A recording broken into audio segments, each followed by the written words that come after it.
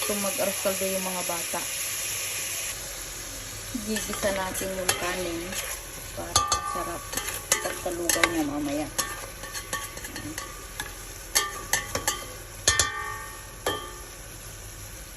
Yan. Diba? Para maano yung lasa niya. Lasa ng manok.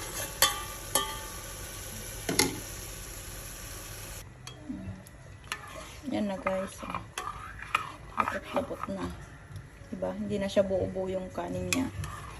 Magandang pagkaluto na.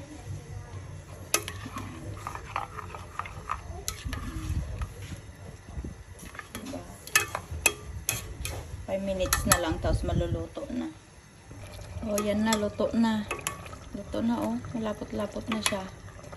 Oh, yan yung naano ko sa porridge. Oh.